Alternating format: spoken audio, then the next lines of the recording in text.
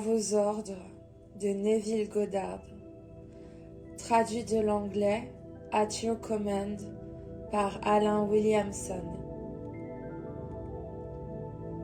À tous ceux qui aspirent à la grandeur. Avant-propos. Ce livre renferme l'essentiel du principe de l'expression. Si j'avais voulu, j'aurais pu en faire un ouvrage de plusieurs centaines de pages, mais cela aurait desservi son but. Pour être efficace, un ordre doit être concis et direct. Le plus magistral qui soit tient en quelques mots. Et Dieu dit que la lumière soit. Dans l'esprit de ce principe, je vous transmets maintenant, chers lecteurs, la vérité telle qu'elle m'a été révélée. Neville. Un homme peut-il décréter une chose et la voir se concrétiser? Il le peut, sans équivoque. L'homme a toujours décrété ce qui apparaissait dans son univers. Il décrète encore aujourd'hui ce qui se concrétise dans son monde, et il continuera de le faire aussi longtemps qu'il sera conscient d'être un homme. Pas une seule chose n'est apparue dans son monde sans qu'il l'ait d'abord décrété. Pas une seule chose n'est apparue dans son monde sans qu'il l'ait d'abord décrété. Vous pouvez renier cette vérité, mais malgré tous vos efforts, vous n'arriverez jamais à prouver le contraire, car elle est basée sur un principe immuable. Ce n'est pas par vos mots ou vos impressionnantes affirmations que vous ordonnez aux choses de se manifester. De telles répétitions vaines ne font, la plupart du temps, que confirmer l'opposé, soit le manque. Décréter se fait toujours dans la conscience. En vérité, chaque homme est conscient d'être ce qu'il a lui-même décrété d'être. En vérité, chaque homme est conscient d'être ce qu'il a lui-même décrété être. L'homme stupide est conscient d'être stupide, sans même avoir à le dire. Par conséquent, il décrète lui-même qu'il est stupide. En lisant la Bible sous cet éclairage, vous la verrez dorénavant comme le plus grand livre scientifique jamais écrit.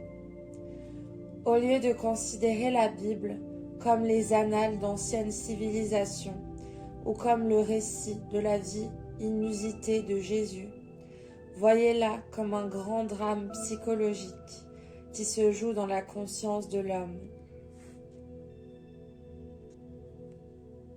En vous l'appropriant, vous transformerez soudainement votre vie et passerez des déserts d'Égypte à la terre promise de Canaan. Tout le monde est prêt à accepter l'idée que toute chose a été créée par l'homme et que sans lui, rien n'existerait.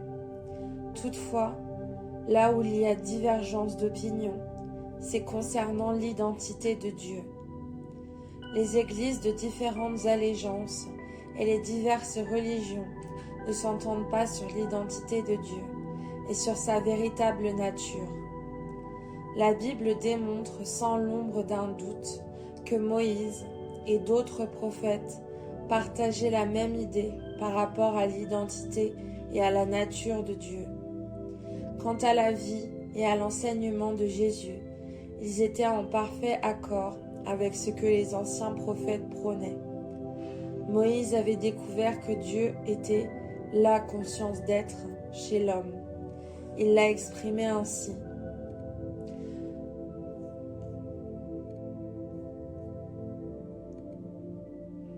Je suis celui qui suis.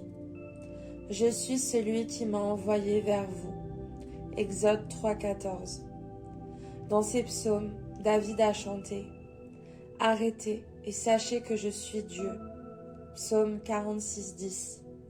Ésaïe, quant à lui, a déclaré « Je suis l'Éternel, il n'y en a point d'autre.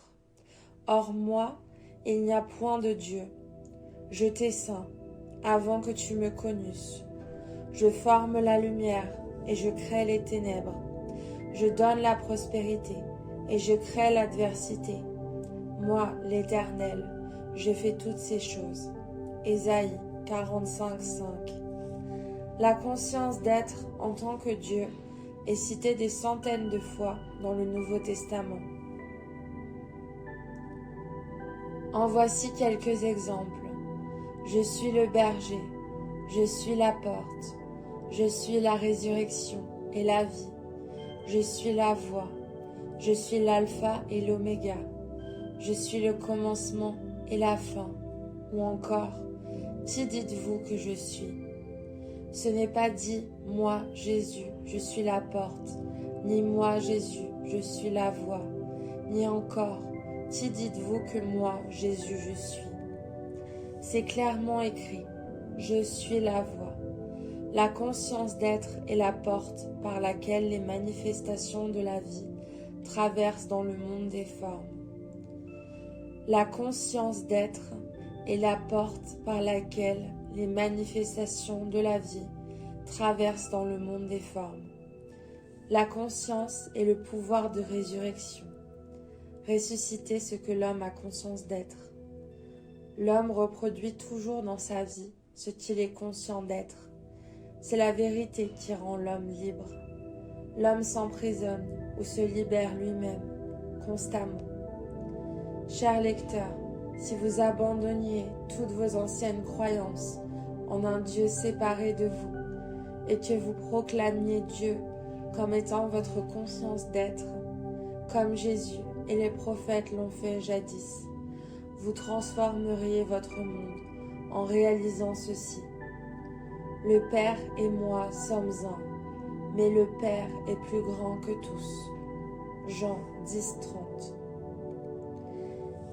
Cette affirmation peut sembler très confondante, mais si elle est interprétée à la lumière de ce qui a été expliqué concernant l'identité de Dieu, elle devient très révélatrice. La conscience, être Dieu, c'est ce que Jésus appelle le Père. C'est l'image du concepteur et de ses conceptions.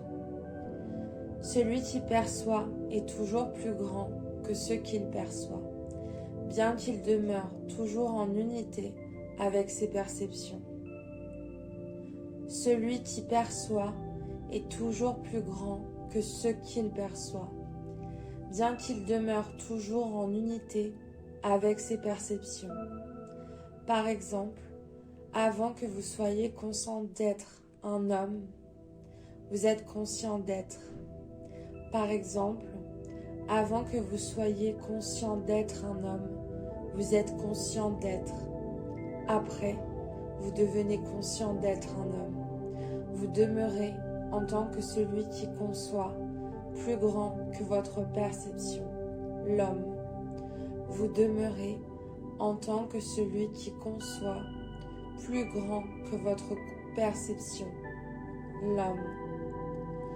Jésus découvrit cette glorieuse vérité et déclara ensuite être un avec Dieu, mais pas un avec un Dieu fabriqué par l'homme. Il n'a jamais reconnu un tel Dieu. Il a dit, alors, si quelqu'un vous dit, il est ici ou il est là, ne le croyez point, car le royaume de Dieu est en vous. Matthieu 24:23. Le royaume de Dieu est en vous. Alors, lorsqu'il est dit, il alla vers son Père, cela signifie qu'il éleva sa conscience au point d'être conscient de seulement être, transcendant ainsi les limitations de son actuelle conception de lui-même, appelée Jésus.